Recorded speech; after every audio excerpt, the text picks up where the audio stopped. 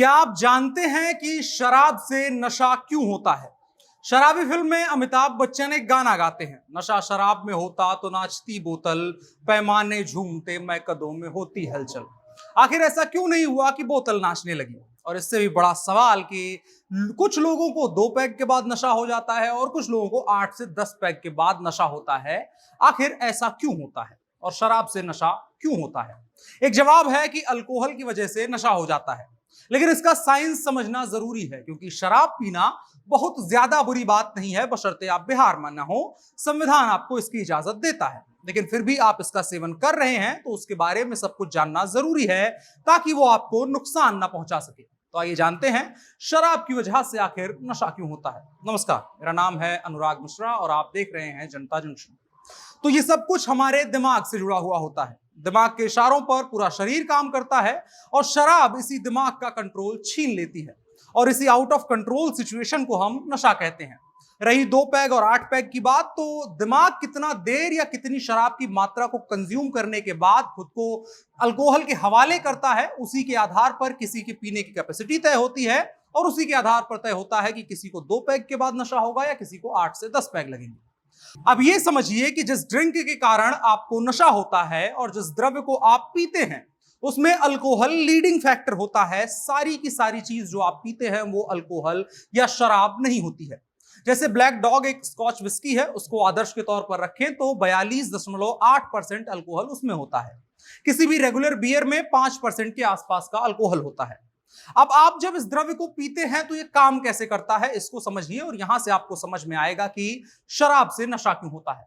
तो हमारे दिमाग में होते हैं गाबा न्यूरॉन्स, जिन्हें हम स्टॉप न्यूरॉन्स भी कहते हैं, और ग्लूटामेटर्जिक या गो न्यूरॉन्स जो हमसे कोई भी काम करवाती है, यानी दिमाग जो है इशारा जिनके जरिए भेजता है।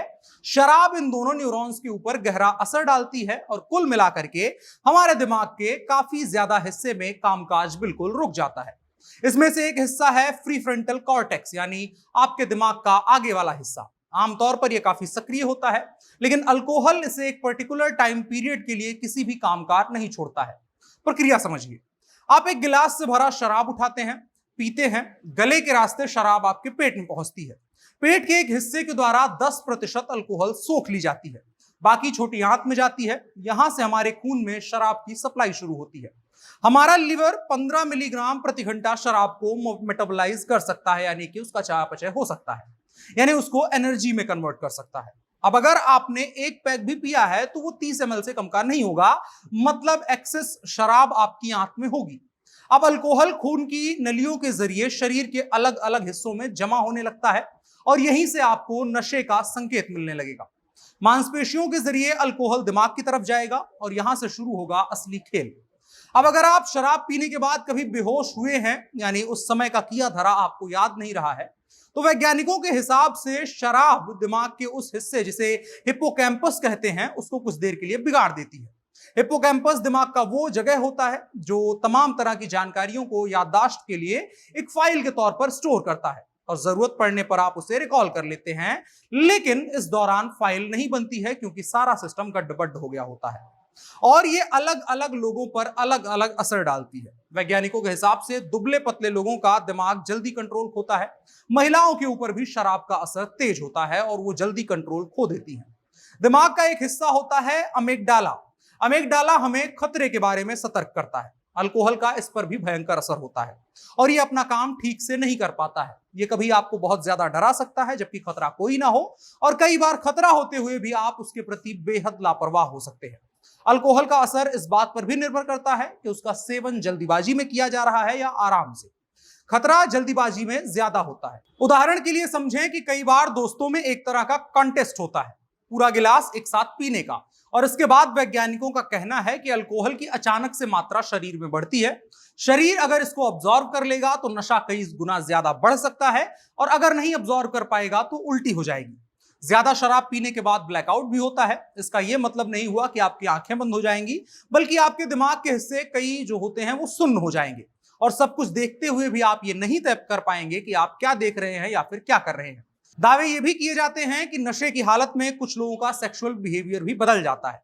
ऐसे में या तो उनके साथ कोई कुछ गलत करता है या फिर वो किसी के साथ बहुत बुरा कुछ कर गुजरते हैं। महिलाओं के साथ ऐसी स्थितियों में घटनाएं ज्यादा हुई हैं और आमतौर पर कई जगहों पर, कई देशों में ऐसी कानून बने हुए हैं कि नशे की स्थिति में अगर आपने किसी चीज के लिए हामी भरी है तो कोर्ट में उसको हां माना जाएगा आपका। आप ये नहीं कह सकते हैं कि नशे की स्थिति में आपने ऐसा किया है। उम्मीद करते हैं आपको कुछ नया पता चला होगा शराब के बारे में और शराब पीने के बाद होने वाले असर के बारे में। आप क्या जानते हैं कमेंट बॉक्स में बता सकते हैं। साथ ही साथ अगर आप किसी और ऐसे सवाल जो आपके दिमाग में हैं लेकिन उनका जवाब नहीं जानते हैं तो उनको कमेंट बॉक्स में बताइए, हम उनका जवाब आपको देने की कोशिश करेंगे। आज के कार्यक्रम क्या आप जानते हैं कि अंक में इतना ही, फिर मुलाकात होगी। फिलहाल के लिए इतना ही। मेरा नाम अनुराग मिश्रा है, आप जनता जंक्शन देख रहे थे। कैमरे पर मेरे साथ ओम प्रकाश थे। शुक्रिया।